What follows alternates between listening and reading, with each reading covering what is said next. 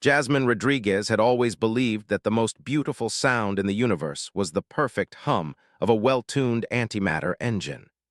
That was until she heard the crystalline chime of an alien matchmaking device activating for the first time in human history. The day had started normally enough aboard Centauri Station. Jasmine was elbow-deep in the guts of a malfunctioning maintenance bot, her dark hair pulled back in a messy bun, her worker's jumpsuit bearing the grease stains of honest labor. At 32, she'd earned her reputation as one of the station's most reliable mechanics, equally comfortable with Earth tech or alien machinery. "Hey, Rodriguez," called out her colleague Marcus Way from across the workshop. "The Veldorians are requesting another diagnostic on their atmospheric processors, something about optimal crystal resonance." Jasmine pulled herself out from under the bot, wiping her hands on a shop rag. "Again? That's the third time this month. Their tech usually runs perfectly." She checked her tablet, scanning the work order. The Veldorians were one of the most advanced species humanity had encountered, tall, elegant beings with iridescent skin and eyes that seemed to contain galaxies. The maintenance request had come from the Veldorian diplomatic section, a part of the station that always made her feel underdressed. But work was work, and Jasmine had never been one to turn down a challenge, especially when it involved alien technology. As she made her way through the station's curved corridors, she couldn't help but notice the increased activity. The Veldorian High Council was sending representatives for some important ceremony, which explained why they wanted everything running at peak efficiency. The diplomatic section's entrance scanned her credentials, the door irising open with a soft whoosh. Inside, the architecture shifted from standard station utility to Veldorian aesthetic organic curves and crystalline surfaces that seemed to glow from within. "Mechanic Rodriguez," a melodic voice greeted her. First Scout Nixis stood near the atmospheric control panel, his iridescent skin shifting through shades of blue and silver. Like all Veldorians, he wore the traditional circlet at his throat, a bioquantum device that supposedly helped identify perfect genetic matches among their people. "First Scout," Jasmine nodded respectfully, trying not to stare at his otherworldly beauty. She'd worked with Nixis before, but something felt different today. The air seemed charged with an unfamiliar energy. "The resonance feels off," Nixis explained, gesturing to the control panel. "Perhaps your human perspective might spot something we've missed." Jasmine approached the panel, pulling out her diagnostic tools. As she reached past Nixis to access the main crystal array, her arm brushed against his. The contact lasted less than a second, but it changed everything. A sound like pure crystal struck by starlight filled the room. Nixis's circlet blazed with impossible colors, projecting intricate patterns into the air between them. Jasmine stumbled back, her tools clattering to the floor. That's impossible," Nixis whispered, his galaxy eyes wide with shock. The patterns from his circlet danced and swirled, growing more complex by the second. Jasmine felt her heart hammering in her chest. She knew enough about Veldorian culture to understand what was happening, even if her brain refused to accept it. The circlet was a compatibility scanner, evolved over millennia of Veldorian development. It activated only for perfect matches, and it had never in all of recorded history responded to a non-Veldorian. Until now. The door slid open again as other Veldorians rushed in, drawn by the distinctive sound. Their expressions shifted from curiosity to disbelief as they took in the scene. A human mechanic and First Scout Nixis, connected by the undeniable light of a compatibility match. "The High Council representatives will be here within hours," one of them muttered. "And now this."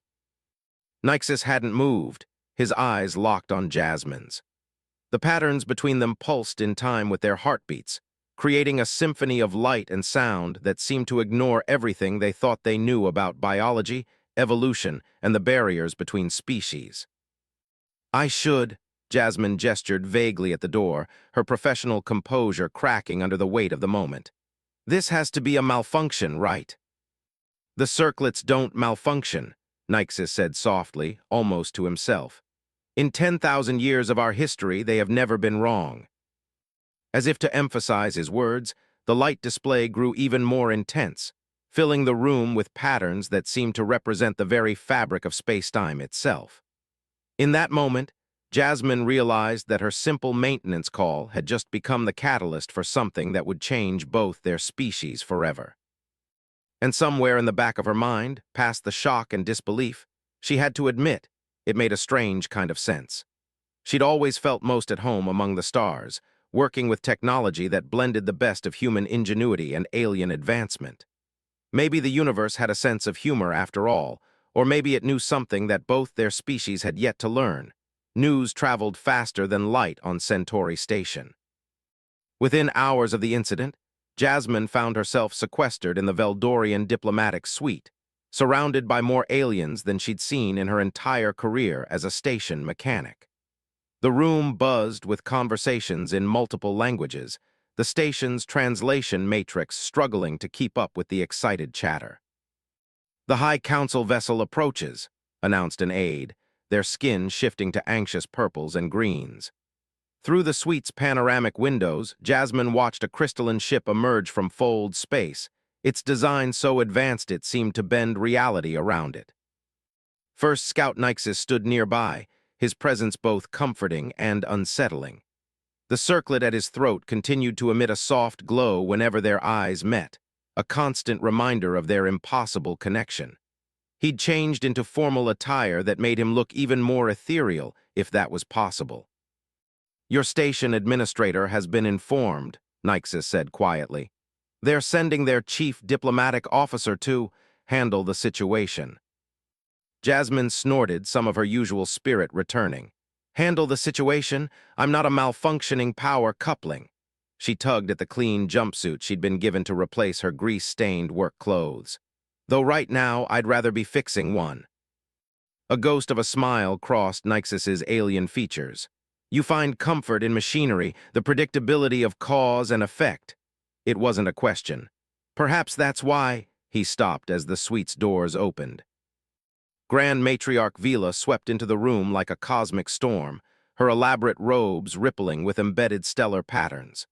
Behind her came a procession of Veldorian dignitaries, each bearing the distinctive marks of high breeding and ancient lineage. Their collective attention fixed on Jasmine with an intensity that made her want to check if she had engine grease on her face. "So," the matriarch's voice filled the room, "this is the human who has upended a millennium of genetic certainty." Her galaxy eyes narrowed. "Show me." Nyxus stepped forward, inclining his head respectfully. As he drew closer to Jasmine, his circlet responded immediately, filling the air with its now familiar light show. The assembled Veldorians gasped, their skin colors shifting through waves of astonishment. "Impossible," breathed one of the council members. "The quantum resonance patterns, they're stronger than any I've seen." "More impossible than finding a true match in a different species," another counselor countered. "This threatens everything we know about our evolutionary path." The matriarch raised a hand, silencing the growing debate. "What we know, counselor, is precisely what limits us." She approached Jasmine, studying her with ancient eyes that seemed to contain the wisdom of stars. "Tell me, child of Earth, what do you know of our ways?" Jasmine straightened her spine, meeting that cosmic gaze. "I know your technology is based on principles we're only beginning to understand. I know your circlets evolved alongside your species, becoming more than just devices, they're part of your biology now." She gestured to the patterns still dancing between her and Nyxus. "And I know that this shouldn't be possible." "Shouldn't?" The matriarch's mouth curved in what might have been amusement. "The universe cares little for what we think should or shouldn't be possible." The diplomatic suite's doors opened again, admitting Station Administrator Chen and Earth's diplomatic contingent. The administrator's usual composed expression cracked slightly at the sight of the gathering. "Grand Matriarch," Chen bowed deeply, "we weren't expecting your personal attention on this matter. A human mechanic has triggered a quantum resonance match with one of our most promising young scouts," the matriarch replied. "Did you expect anything less?" Before Chen could respond, alarms blared throughout the station. Jasmine recognized the pattern unauthorized docking attempts in multiple bays. The administrator's communicator buzzed urgently. "Ma'am," a security officer's voice crackled, "we've got incoming vessels. Veldorian separatists, according to their signatures. They're demanding. We hand over the human who's corrupting their genetic legacy." The room erupted in chaos. Council members argued in rapid Veldorian, their skin colors clashing in agitation. Through it all, Jasmine felt Nyxus move closer, his presence steady despite the turmoil.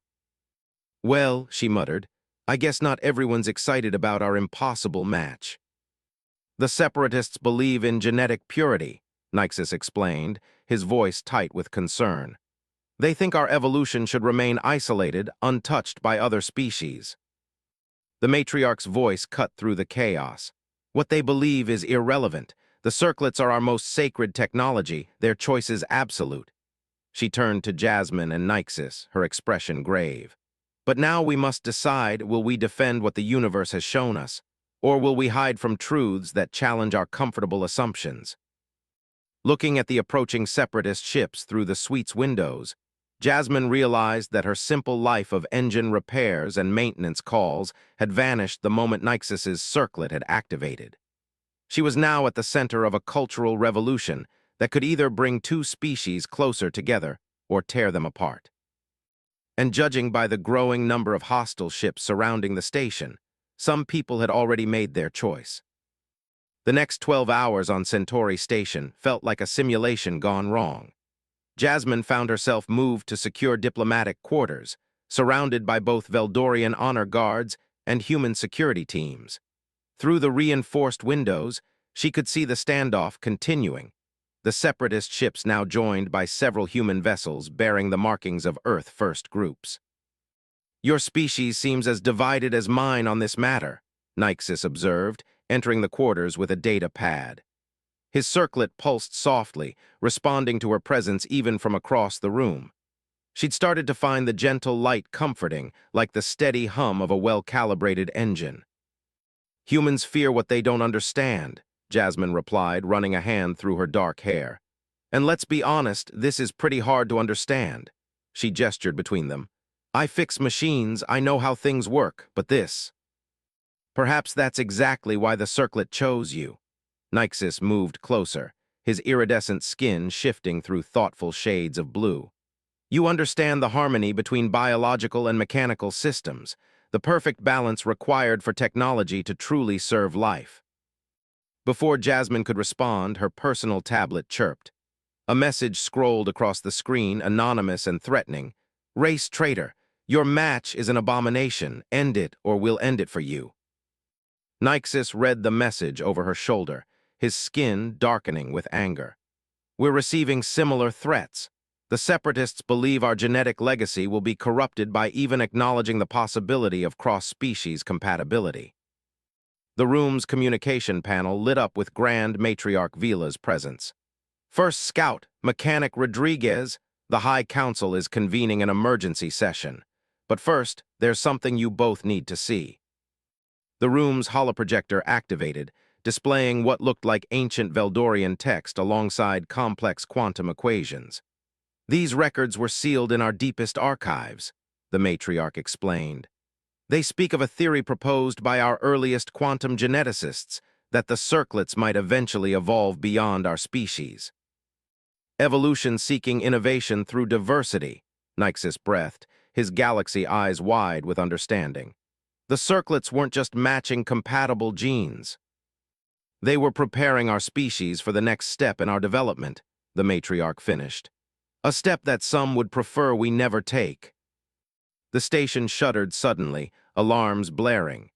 Station Administrator Chen's voice came over the general comm. "All personnel, we have detected unauthorized access attempts in multiple systems. Security protocols engaging." Jasmine was already moving to the nearest terminal, her fingers flying over the interface.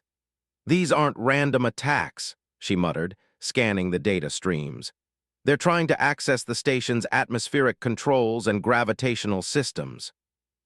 "The separatists wouldn't dare risk an attack," Nyxus said, but his tone suggested he wasn't entirely convinced. "Maybe not alone," Jasmine replied grimly. But look at these code signatures. They're working with the human extremists, trying to force the station to either hand us over or... She didn't need to finish the thought.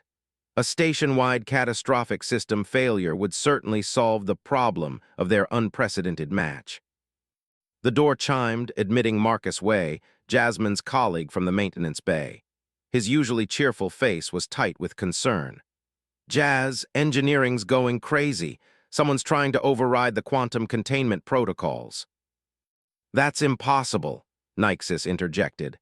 "Those systems are protected by both human and Veldorian security measures." "Unless," Jasmine's eyes widened with realization, "they have access codes from both sides. Marcus, remember that weird maintenance request last week, the one that required both human and Veldorian authorization?" "They were probing our security," Marcus groaned, "setting up for this." Jasmine turned to Nyxis, her expression determined. "Your people understand quantum mechanics better than anyone.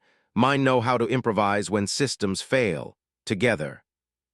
Together we might prevent a catastrophe," Nyxis finished, his circlet glowing brighter as if in agreement. "But we'll have to access the main engineering core."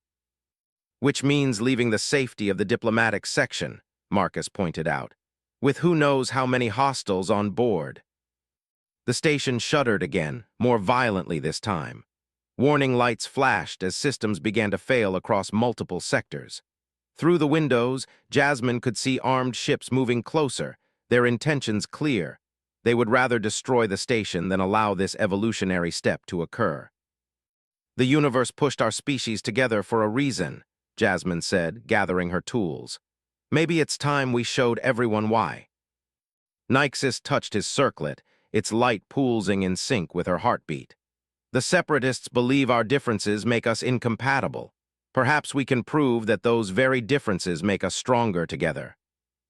As they prepared to make their way to engineering, Jasmine caught their reflection in a darkened screen. A human mechanic and a Veldorian scout, surrounded by the ethereal light of quantum destiny. Different in every possible way, yet connected by something that transcended mere biology. Now they just had to survive long enough to prove it. The journey to engineering became a dangerous dance through Centauri Station's compromised sectors. Jasmine led the way through maintenance tunnels and service corridors, her years of experience guiding them past failing systems and security checkpoints. Nyxis followed close behind, his natural bioluminescence providing light when emergency power flickered. "The quantum core's showing critical instability," Marcus reported, checking his tablet as they moved. "Whatever the saboteurs did, it's cascading through all connected systems." They emerged into a corridor just as a group of figures in environmental suits rounded the corner. Jasmine recognized the insignia of Earth first painted across their helmets. The extremists raised weapons, but Nyxis was faster. His circlet flared brilliantly, the quantum energy disrupting their targeting systems. "That's new," Jasmine remarked as they ducked into another service tunnel. "The circlets respond to protecting bonded pairs," Nyxis explained, his skin shifting through colors of exertion. "Though I've never heard of one responding quite so dramatically." The station's AI spoke through emergency channels. "Warning, quantum containment failing, core breach imminent, time to critical failure 15 minutes. They finally reached engineering's main access, only to find the doors sealed and local controls unresponsive. Through the reinforced windows, Jasmine could see figures moving inside, more saboteurs, both human and Veldorian, working together to ensure the station's destruction.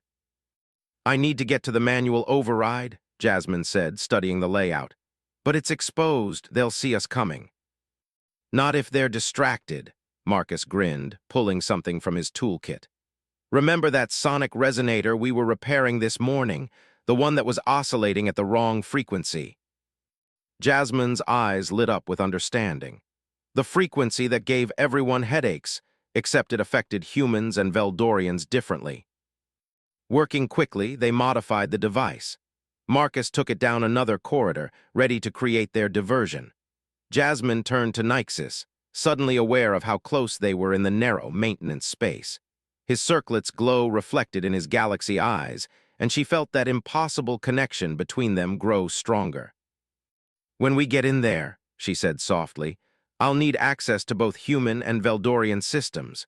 The quantum core won't stabilize without both." "Our technologies were never meant to be fully integrated," Nyxus replied. "The risks are less than letting the station be destroyed because we were afraid to break down barriers." Jasmine met his gaze steadily. "Your people evolved these circlets to find perfect matches.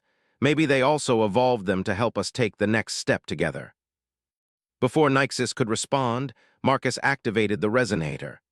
The saboteurs' reactions were immediate, humans clutching their heads while Veldorians staggered, their sensitive quantum biology overwhelmed by the targeted frequencies. Jasmine and Nyxus moved as one. She bypassed the door's security while he used his circlet's energy to disrupt any remaining weapons. They entered engineering just as the quantum core's containment field began to visibly fluctuate. 10 minutes to critical failure," the AI announced dispassionately. Working together at the main console, Jasmine's practical knowledge of the station's systems merged with Nyxus's deep understanding of quantum mechanics. Their movements synchronized naturally, as if they'd been training together for years. When Jasmine needed a tool, Nyxus handed it to her before she asked. When Nyxus required access to a specific system, Jasmine had already opened it. The saboteurs, recovering from the sonic attack, watched in reluctant amazement as human and Veldorian technology began working in harmony for the first time. Jasmine's improvisations complemented Nyxus's precise calculations, creating something entirely new. "Look at the quantum field harmonics," one of the Veldorian separatists whispered. "They're stabilizing in ways our models never predicted." "The core temperature's dropping," a human extremist added, their voice torn between relief and confusion. "How are they?" 5 minutes to critical failure," the AI interrupted. Jasmine's hands flew across the controls, making adjustments as Nyxus fed her readings from his circlet. The quantum core's light pulsed in sync with their shared biorhythms, the same way their technologies were learning to work together. "The containment field needs a focal point," Nyxus said suddenly.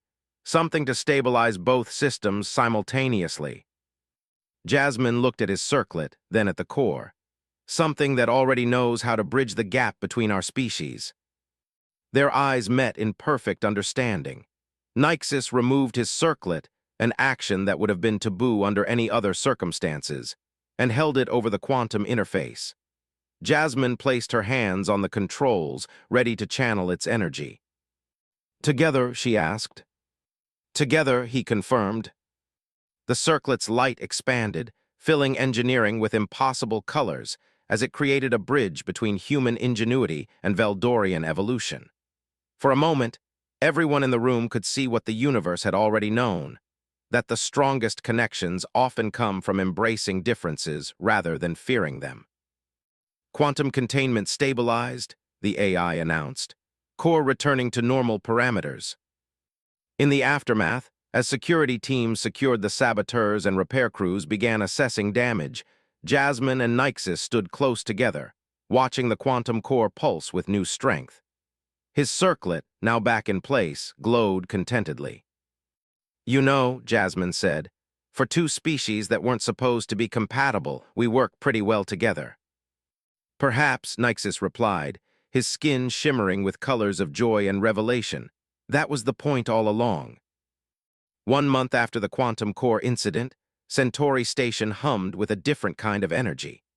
The Grand Hall, normally reserved for diplomatic functions, had been transformed for an unprecedented ceremony. Crystalline structures grown by Veldorian artisans intertwined with human-engineered holographic displays, creating an environment that celebrated both cultures. Jasmine stood before a mirror in the preparation chamber, barely recognizing herself. Her mechanic's jumpsuit had been replaced by a gown that combined Veldorian bioluminescent fabric with traditional Earth designs. The result should have looked awkward. Instead, it was breathtaking. "The media's calling it the evolution ceremony," Marcus said, entering with a tablet displaying news feeds from both Earth and Veldorian space. "First official union between our species. You're making history, Jazz. Pretty good for a maintenance call gone wrong, she replied, but her attempt at humor couldn't hide her nervousness. How's the crowd out there? Mixed, Marcus admitted, but more supportive than you'd think after you and Nyxus saved the station. Well, it's hard to argue against success. The door chimed as Grand Matriarch Vila entered, her robes rippling with actual starlight. It's more than mere success, she said, her galaxy eyes twinkling. You've proven what our ancestors theorized, that evolution doesn't just mean changing ourselves, but changing how we connect with others. Jasmine touched the circlet at her own throat, a gift from the Veldorian High Council, specially modified for human biology. It pulsed warmly, resonating with Nyxus's even through the station's walls. I still don't understand why the original circlet chose me. Don't you? The matriarch smiled. You've spent your life bridging the gap between organic and mechanical systems, finding ways to make different technologies work in harmony. The circlets evolved to seek not just genetic compatibility, but the potential for growth. A soft chime indicated it was time. Jasmine took a deep breath, squaring her shoulders. No pressure, just changing the course of two civilizations. The grand hall fell silent as Jasmine entered. Hundreds of faces, human and Veldorian, turned to watch her progress down the aisle. She saw Station Administrator Chen sitting beside the Earth Diplomatic Corps, their expressions a mix of wonder and lingering uncertainty. Veldorian Council members floated on gravity platforms, their skin colors shifting in response to the ceremony's energy. But all of that faded when she saw Nyxus waiting at the ceremony point, his own formal attire incorporating elements of human design.